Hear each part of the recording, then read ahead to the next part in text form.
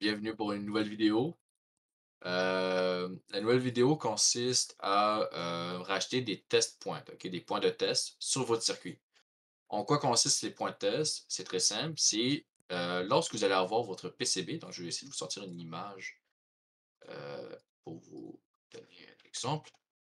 Donc, quand vous allez avoir votre PCB, il va être très difficile de savoir, on va prendre ça par exemple, très difficile de savoir si quelque chose ne fonctionne pas ou est-ce que ça fonctionne pas. OK? N'oublie pas que le circuit, ça va du point A au un point B. OK? Puis lorsque, par exemple, à l'arrivée, donc le point B, ça ne fonctionne pas, ça veut dire qu'il s'est passé quelque chose entre le point A et le point B. Fait qu'il faut essayer d'identifier quel est le problème, qu'est-ce qui est arrivé et où est-ce que ça l'a, où est-ce qu'il y a eu un échec. Donc, l'affaire, ce que vous pouvez voir ici, avec un oscilloscope, c'est très difficile de juste accrocher, on va dire, la pin de l'oscilloscope et dire ah, ok, ben c'est cette pin-là le problème ou ah, c'est la pin juste ici. C'est très difficile de vraiment savoir puis de toucher en fait avec la pin puis d'être stable lorsqu'on fait nos manipulations avec l'oscilloscope, de savoir où est le problème qui peut arriver. Fait que le travail, le pré-mâchage qu'on va faire, c'est d'identifier les points sensibles, donc les points vraiment importants à identifier, où est-ce que ça peut avoir un échec, où est-ce qu'il peut avoir un échec. Puis, fait que les points importants à identifier, c'est par exemple entre deux PCB, fait que par exemple entre votre contrôleur logique, donc votre microcontrôleur, et votre PCB, mais mettre des points de test entre les deux pour s'assurer que, au final, identifier est-ce que c'est le microcontrôleur qui envoie un mauvais signal ou est-ce que, en fait, non, le signal est bien réceptionné, mais c'est la suite qui a un problème. Fait que ça peut être un exemple. Un autre exemple, c'est quand que vous essayez de faire des manipulations sur le circuit. Donc, par exemple, dropper le voltage, augmenter le voltage, séparer, mettre une résistance pour limiter des trucs, puis que c'est très important, puis que avoir une précision là-dessus, ce serait intéressant. Ben, il faut être précis dans les manipulations. Donc, avoir un point de test à côté pour essayer d'identifier rapidement est-ce que c'est ici le problème ou non, ce serait intéressant. Fait que, à quoi ça peut ressembler des points de test? Ben, là, j'ai pas rapidement, ben, je peux vous montrer celui-là, par exemple. Un point de test sur un PCB, ça peut ressembler à ça. Donc, c'est quand même assez gros. Donc, comme je dis, c'est pour vraiment mettre les choses. Au final, c'est juste des trous, principalement. On peut voir ici, c'est le TP4, donc test point 4. Donc, c'est juste un pointeur, donc c'est juste un trou qu'on va y accrocher. Je vais vous montrer la composante que nous, on utilise. Exactement, je l'avais mis ici, voilà, parfait. Voici la composante qu'on utilise. Est-ce qu'on avait mis. Bizarrement, il n'y a pas. Ok, désolé. Donc, copy selected item. Si on va sur GGKey, et on met ça ici. Voilà, fait que là, c'est parce qu'il n'aime pas le test point tiret. Ah, il n'aime pas juste ça. Ok.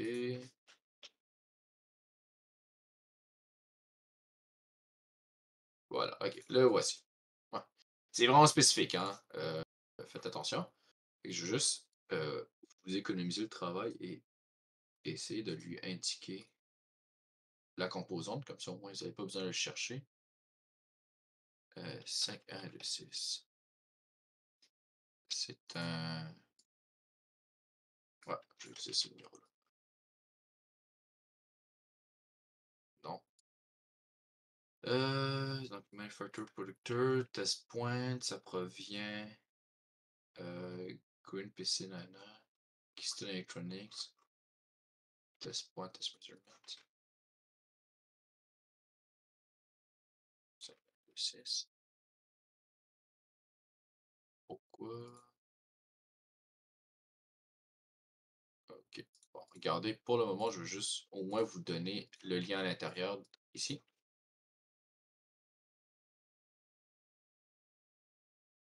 Voilà. Et ça, on va juste le garder comme qui était. Et voilà. On va y aller avec ça. On va sauvegarder. Cette serveur. on va fixe. Fait que la violation ici, c'est le component type is not specified. Fait que le type, parfait. Le type qui indique ici en général, catégorie, test point measurement. Est-ce qu'on en a une par rapport à ça?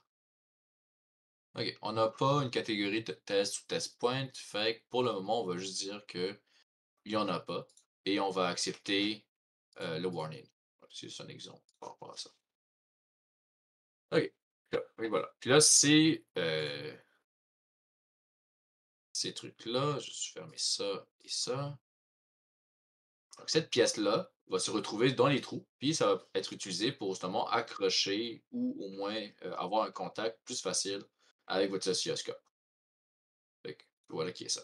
Voilà. Fait que maintenant, on a un circuit ici. OK? Donc, la chose qui est intéressante, c'est qu'on a la batterie ici, qui est une switch. D'accord? Fait qu'ici, bon, vous pouvez voir que là, c'est un peu copier-coller de notre circuit parce que c'est déjà là. Ce qui est intéressant, c'est par exemple, voici le MOSFET, une composante qu'on n'est pas sûr, on n'était pas sûr comment ça fonctionnait. Et on voulait voir qu'est-ce qui se passait. Est-ce que le courant sur la switch, lorsqu'il passe ici, laisse passer le reste du courant? Puis c'était quoi la valeur? Attends, en fait, on va leur recommencer de zéro. Je ne sais pas pourquoi en fait ceux-là sont ici. On va juste leur recommencer de zéro. Ça, je ne sais pas pourquoi c'est là. OK. Fait que là, on a la switch, OK? Fait que là, ici, on a le courant, donc ici, donc on a les en parallèle, donc 2 batteries en parallèle, qui vont arriver à la switch ici et vont aller, au MOSFET qui est ici. La switch, quand elle est à off, OK, le courant ne vient pas ici. Donc habituellement, lorsqu'elle est à off, le courant ne sortira pas ici. Sauf que quand la switch est à on, donc que la barre est connectée avec le haut, donc au lieu que la gate ici, donc c'est le point 4 ici, soit connecté au ground, donc les deux, il va être connecté au VBAT ici. Ben à ce moment-là, il y aura une animation qui va être faite, puis c'est supposé laisser passer le courant. Donc, vous avez plusieurs endroits si vous voulez tester. Donc, par exemple, c'est quoi le voltage que la guette reçoit? OK? Ça peut être quelque chose d'intéressant à se dire. Juste effacer ça. Pour quelle raison? C'est parce que la guette fonctionne d'une manière vraiment spécifique. Et c'est intéressant de savoir c'est quoi, à quelle valeur à quel voltage la guette va laisser passer le courant. Fait que finalement, le test point qui était inséré ici est intéressant dans un contexte que si on veut débugger le MOSFET, il faut savoir c'est quoi le voltage que le MOSFET va recevoir à la gate. Parce que c'est ici le point critique. Donc, on va aller dans les composantes, prendre le test point et y rajouter un test point ici. D'accord? Fait que ça, c'est un premier test point de test qu'on peut insérer pour s'assurer que tout est correct. Est-ce qu'il n'y a rien d'autre de critique dans le circuit à évaluer? Donc, en tout cas, spécifiquement à la switch. Le reste peut être géré ailleurs ou n'est pas essentiel à être géré. Donc, pour ce coup-ci, ça, c'est suffisant. C'est très important que le test point soit connecté après la switch et non avant la switch parce qu'on veut vraiment voir c'est quoi le courant qui passe après la switch. Est-ce que c'est du ground ou est-ce que c'est du power? Puis si c'est du power, c'est quoi le voltage? Puis là, on peut aller au niveau global, par exemple, ici. Puis là, on peut dire, OK, quand la switch passe, ce serait intéressant de savoir c'est quoi le voltage qui est distribué. Ça peut être une information juste intéressante pour général parce que c'est utilisé pour les VM, c'est utilisé pour qui doit passer dans le shield, c'est utilisé pour le buck. Donc, c'est intéressant de savoir c'est quoi le VCC, la valeur du VCC. C'est peut-être pas pour débugger, mais c'est une information qui peut être pertinente à savoir, par exemple, ah, la batterie est peut-être trop vide. Peut-être que la batterie manque d'énergie. Fait qu'on peut vite le savoir. Fait que vous pouvez faire un circuit avec des LED qui montrent l'intensité de la LED selon le voltage de la batterie. Ça peut être beaucoup plus réactif, intéressant. Mais si vous voulez quelque chose de juste rapide à regarder, puis de simple, ben, vous pouvez mettre un test point facilement atteignable d'ici. Voilà, mauvais bouton. Et voilà. Et on rajoute un test point. Et voilà un deuxième test point de rajouter. Fait que ce test point-là, il sert réellement juste à identifier c'est quoi le voltage qui passe après les batteries. Fait que vous pouvez facilement identifier si les batteries sont rendues trop faibles, par exemple. Ensuite, ici, on n'a pas besoin de s'intéresser, par exemple, à regarder est-ce que c'est réellement du 6 volts qui sort ici. Le, le buck converter va s'assurer que c'est du 6 volts. Et si ce n'est pas du 6 volts, c'est parce que si ce n'est pas le 6 volts qui sort, c'est parce que la batterie était trop faible à ce moment-là. Fait qu'on a un test point déjà présent ici pour vérifier si la batterie est trop faible. Fait qu'on n'a pas besoin de rajouter un autre test point ici spécifiquement pour le 6 volts. Pour le VM, ben ça c'est connecté au test point ici, fait qu'on est correct. Euh, Parfait. Donc, ça, c'est ce qui est pour le circuit global. On n'a rien d'autre de critique à évaluer, à part peut-être les signaux du shield ici qui proviennent du microcontrôleur. Donc, ben, on va pas les gérer ici directement parce que ça ferait juste beaucoup de choses dans le truc global. Mais vous avez le choix. Vous pouvez les gérer ici ou vous les gérez dans les modules différents. L'avantage, c'est que si vous le gérez dans le module, ben, si vous dupliquez le module, ben, ça va être dupliqué à l'intérieur. Si vous le faites globalement, le désavantage, c'est que vous allez devoir rajouter manuellement les test points spécifiquement. Fait que, on va aller dans les modules. Fait qu'on peut aller dans le buck, par exemple, ici. Le buck, je ne sais pas si vous vous rappelez à quoi il ressemblait. Je vais le remontrer. Ok. Integrate, actuellement, ce serait un ampli. Non. Power supply. Est-ce que c'est Power supply? Oui. Je pense que c'est lui ici. Exactement. C'est celui-là. Fait que là, on peut aller juste regarder ici. Et voici à quoi ressemble le buck. Il est très, très, très facile d'identifier, de toucher les affaires. Fait qu'on n'a pas besoin de réellement mettre des test points. Déjà, c'est un circuit qui est déjà vérifié. On sait qu'il fonctionne. Donc, on n'a pas besoin de rajouter autour de ce buck-là des test points supplémentaires. Puis comme vous pouvez voir, les affaires sont quand même facilement accessibles de savoir c'est quoi les signaux ou c'est quoi le voltage qui passe à travers. Le reste, c'est pas notre problème. Donc, on n'essaiera pas de. On va pas essayer de mettre un test point juste pour mettre un test point. Je vois que ça prend de l'espace sur votre board, donc ça complexifie un peu comment vous allez mettre les affaires. Donc, mettez les test points vraiment où est-ce que c'est essentiel. Puis si vous voyez que après une première itération, il manque de test points à certains endroits parce que vous n'étiez pas capable de trouver l'information, puis finalement l'information était essentielle, à ce moment-là, rajoutez-en. OK? Vous pouvez aller à l'inverse, dire on en rajoute partout, puis après ça, on en retire. Mais là, c'est à vous de voir ce que vous préférez. Moi, je préfère prendre le temps de juste évaluer est-ce qu'un test point est essentiel, puis y aller de ce côté-là. Ensuite, le deuxième module, c'est le cerveau contrôleur ici. Fait que là, le VM, on n'a pas besoin d'identifier, on sait déjà que c'est déjà contrôlé à l'extérieur. Maintenant, le PWM, c'est un signal qui vient directement d'un microcontrôleur. Fait que ici, c'est intéressant de savoir c'est quoi ce signal-là, parce qu'on veut savoir est-ce que le problème c'est le cerveau ou est-ce que le problème c'est le microcontrôleur. Parce que si le cerveau fonctionne mal, pourquoi il fonctionne mal? Est-ce que c'est le signal qui est mauvais ou est-ce que c'est le cerveau qui est brisé? Donc, ici, c'est intéressant de rajouter un test point dans un contexte que on veut voir si le problème provient de notre circuit, de l'appareil ou d'un circuit externe. On va rajouter un test point ici. Fait que voilà. Fait que ça, c'est la première chose. Deuxième chose, les brush motors. Deuxième module. Fait que ici. Ça, on n'a pas besoin de mettre des test points par rapport à ça. Je vais juste descendre ça tranquillement. Voilà. Ici. Fait que là, pour ce qui est du VIN, du VCC, c'est correct, c'est déjà réglé quelque part de c'est quoi euh, le courant qui va te passer. Le shield, c'est déjà assez facile de le détecter avec. Le VCC est passé du microcontrôleur. En général, le microcontrôleur, c'est pas vous qui l'avez fait, donc pas besoin de vérifier nécessairement si ça ressort. Donc, vous pouvez vous dire que c'est correct, pas besoin de rentrer dans le détail là-dessus. Mais ce qui va être en général souvent apprécié à vérifier, c'est les signaux logiques. Donc, les phases, le enable, donc le enable qui est considéré comme le PWM, les phases comme une pin de direction. Hem, Par exemple, si vous voulez vous assurer que la direction soit correcte, qu'elle varie correctement, ben, vous pouvez rajouter un test point. Mais en général, les problèmes qu'on trouve le plus, c'est assez facile de configurer une pin pour faire une pin en output qui fait du 1 ou du 0. C'est en général très difficilement quelque chose qui est difficile à faire en informatique. Mais ce qui est parfois difficile ou compliqué à vérifier, c'est est-ce que le PWM est correct? Et pour ça, euh, le PWM est connecté, si on va plus global, donc, est connecté au pin de Enable. OK?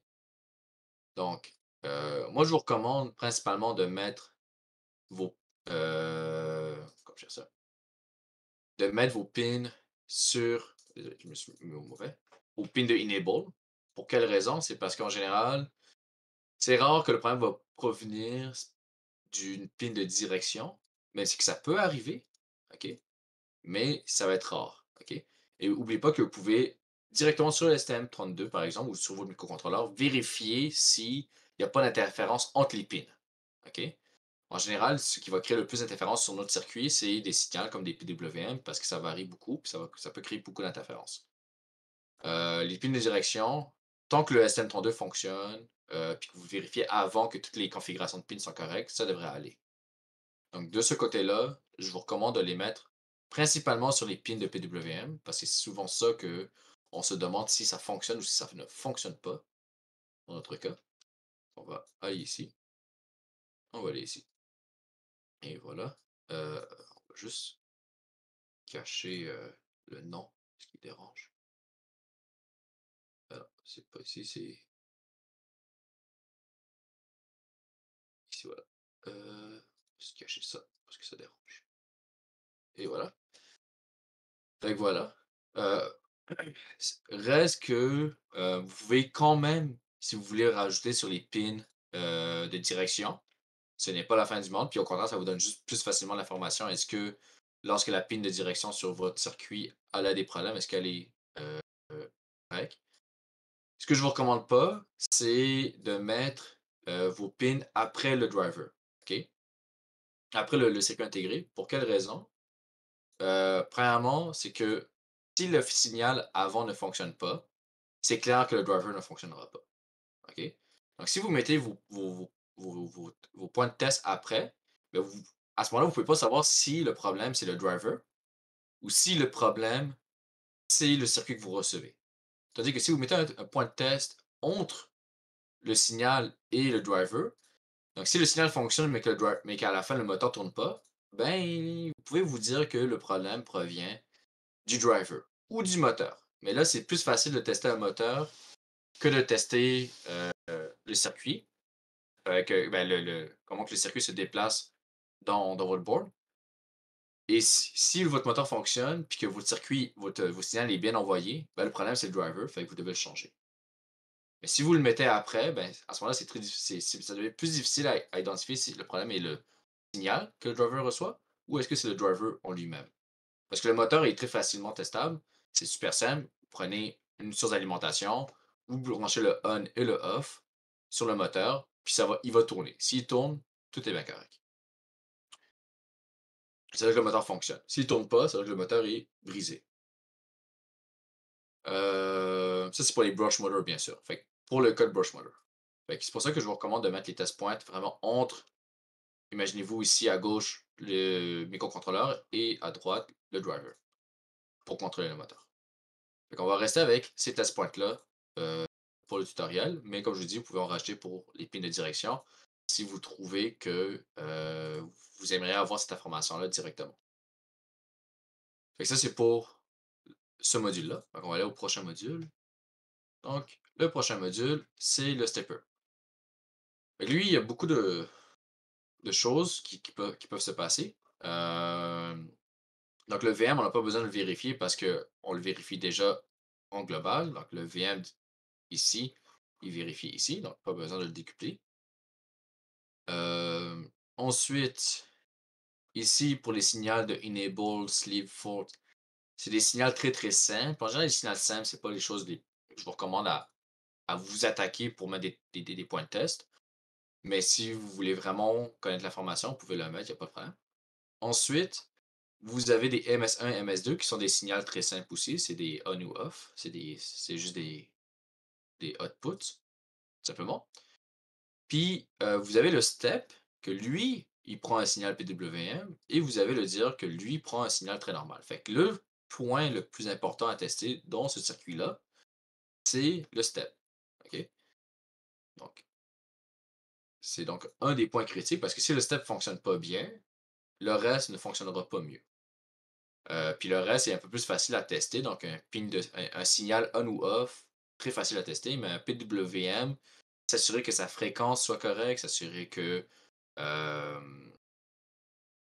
bon, en général, juste que sa fréquence, soit soit correcte, c'est pas mal le chose, qui peut créer des problèmes. Puis que ça fait, par exemple, un signal carré. Donc la fréquence ou est-ce que ça fait un signal carré, c'est des choses importantes à vérifier pour s'assurer que si ça fonctionne ou non. Pour notre cas, bien sûr. Pas obligé que ce soit un signal carré, mais dans notre cas, c'est important, ça aide. Oui, c'est facile. Voilà, pas besoin de le mettre après, comme je vous ai dit, si vous ben, dans ce cas-ci, ben, vu que c'est un module spécifique, en général, il fonctionne déjà assez bien. Heu, c'est rare de dire c'est rare que le module, il ne fonctionne pas du premier coup. Ça peut arriver, mais ça reste quand même rare. En général, c'est parce qu'on l'a mal manipulé ou parce qu'on l'a brisé nous-mêmes. Ensuite, tester un stepper, c'est difficile de tester manuellement un stepper, s avec les ressources qu'on a. Avec certains modules, ça peut se faire facilement. Hem, mais dans ce cas-ci, je vous recommande juste d'avoir un bon driver qui fonctionne déjà, de le garder de côté et de l'utiliser pour tester vos steppers au besoin. Puis, comme ça, vous allez pouvoir vérifier que votre stepper fonctionne. Puis on a déjà des modules puis des PCB qui contrôlent déjà des steppers. Vous pouvez juste les réutiliser et vérifier que le signal avant est correct. C'est ça peut fonctionner de ce côté-là. Mais le signal le plus dangereux selon moi à vérifier, en tout cas qui peut identifier plus facilement d'où vient le problème, c'est le step, donc le PWM. Le reste, c'est des pings très, très simples à regarder, indépendamment puis s'assurer que tout est correct. C'est les pings qui vont causer le moins de problèmes. On va dire ça comme ça. Les pings vont causer le plus de problèmes, c'est celle-là. Fait que ce module-là est complet. Pour ce qui est du shield, si vous avez des choses spécifiques que vous voulez vérifier qui proviennent du microcontrôleur, vous pouvez rajouter des test points. Dans notre cas, il n'y en a pas vraiment, fait qu'on va, juste les ignorer pour le moment. Mais si à un moment donné, l'envie vous vient ou le besoin vient, en fait, je vous invite à rajouter des test points ici. Est-ce qu'un ground serait pertinent à avoir dans les test points qui viennent du Shield? Non, parce qu'en général, les grounds, sont assez facilement accessibles. OK.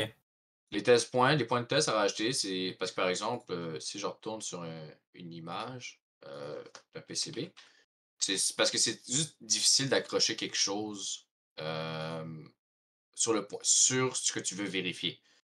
En fait, par exemple, si je prends ce PCB-là, si tu veux vérifier que cette pin-là fonctionne correctement, c'est difficile. Faut que tu sois précis, il faut vraiment que tu te rapproches tranquillement, faut que tu t'assures que tu fasses pas un faux contact ou quoi que ce soit. Tandis que si tu veux tester, par exemple, là, j'ai pas un bon exemple ici, là, mais si on donc on prend, cette image-là, open, image newtab. Si on prend cette image-là, puis tu veux t'assurer que, le ground il est bien il est correct, ben, de l'autre côté, à l'envers, tu peux facilement le connecter. Tu pourras peut-être pas l'accrocher, mais c'est des choses quand même assez faciles à vérifier. Comme j'ai dit, mettre des test points un peu partout, c'est pas vraiment la chose que je recommande parce que ça prend de l'espace sur le board. Puis avoir des points de test partout, c'est pas, intéressant. Mais, je viens de me faire rappeler quelque chose. C'est pas intéressant de mettre un point de test pour du ground, mais c'est quand même intéressant de mettre un point de test touche à un ground. Pas pour vérifier que le ground il fonctionne comme ça, parce que le ground, c'est le ground, mais pour pouvoir accrocher l'oscilloscope à ce ground-là. Parce que l'oscilloscope, pour qu'il fonctionne, il doit être connecté au même ground que votre circuit. OK? Si je vous montre rapidement une paire d'oscilloscope, je sais pas c'est quoi le terme pour le truc, mais Euh, pas pince. Ouais. On va dire ça comme ça. OK. Donc, non, c'est pas le bon.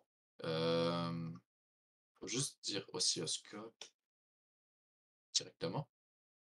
On va voir s'il y a un câble qui montre. Euh, voilà, OK. Voici un oscilloscope. OK, voici qu'est-ce que j'ai utilisé en général de ce que je connais.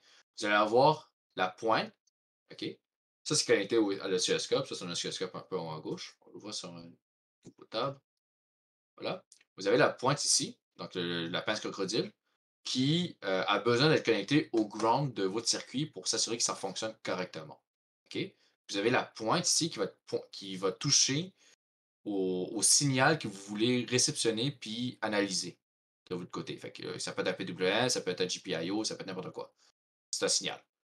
Euh, Fait qu'avoir un test point connecté à un ground, donc n'importe lequel, c'est très pratique juste au niveau manipulation. Au niveau information, ça ne change pas grand-chose, honnêtement.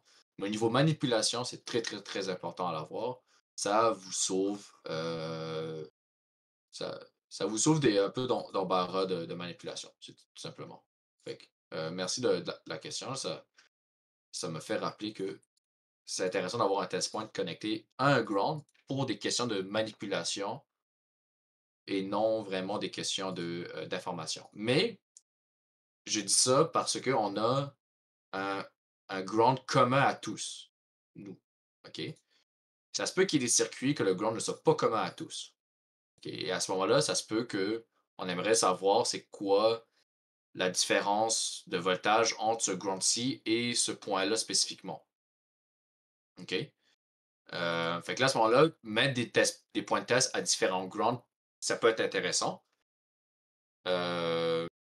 C'est en général pour des questions de manipulation. Très rare. Bon, selon moi, pour des questions d'information. C'est juste plus facile à manipuler quand tu as un point de test à un ground. C'est pas parce que tu peux accrocher la pince crocodile à ce point de test-là. Parce qu'on pouvait, si vous vous rappelez bien à quoi ça ressemblait, je sais pas si je l'ai pas loin. Non, je l'ai pas loin. Je l'ai pas ici. Désolé. Posons ça. Description.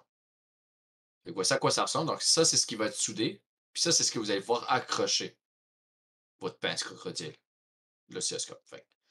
C'est vraiment pour des questions de manipulation que ça aide. Après ça, vous pouvez aussi accrocher la pointe, dépendant de c'est quoi la pointe que vous avez pour réceptionner le signal. Mais en tout cas, c'est juste pour des questions de manipulation, c'est vraiment, vraiment pratique. Mais voilà. Fait que, voilà ce qui revient par rapport au point de test. Euh, tout ce qui est là. Est-ce que ça répond à ta question? Oui, oui, exactement, c'était ça. OK. Puis Fait un que, ouais. VCC, ça peut être intéressant pour avoir un multimètre puis tester si Oui, le courant. ici, il est juste là. Ok, ouais. Exactement. Pourquoi c'est intéressant? C'est parce que tout dépend de ce circuit-là. Ben, tout dépend de le courant qui rentre. Puis si, par exemple, si on a un bug qui réduit le courant à 6 volts, puis là, on voit que finalement, c'est pas du 6 volts qui sort parce que le cerveau il est moins fort ou il est moins ou ça va moins vite. Ben, on peut regarder c'est quoi le VCC à l'intérieur qui part. Puis si on voit que le VC est très bas, donc par exemple du 5 volts, ben, on va automatiquement détecter que en fait, c'est normal pourquoi les moteurs ne fonctionnent pas, c'est parce que nos batteries ne sont pas bien chargées. Fait que c'est pour ça qu'on n'a pas besoin de rajouter des test points ici, ici, à chaque point de VCC, on va dire, parce qu'on a juste besoin de savoir, voici la source, donc ici, voici la source, et est-ce que la source est bien alimentée? Si elle est bien chargée. Si elle est bien chargée, le reste devrait bien fonctionner, tout simplement. Donc, c'est pas mal ça. Fait que, est-ce qu'il y avait d'autres questions? Non? Parfait. Fait que ça, c'est la vidéo par rapport au point de test. Donc, n'oubliez pas, les signaux qui sont ici, ben, les points, les lignes rouges, c'est très facile à les retirer. C'est parce qu'il y a un point d'interrogation. Vous faites Tools, Annotation, Force Annotate en schématique. Il va tous les annoter. Et voilà. Puis vous les sauvegardez.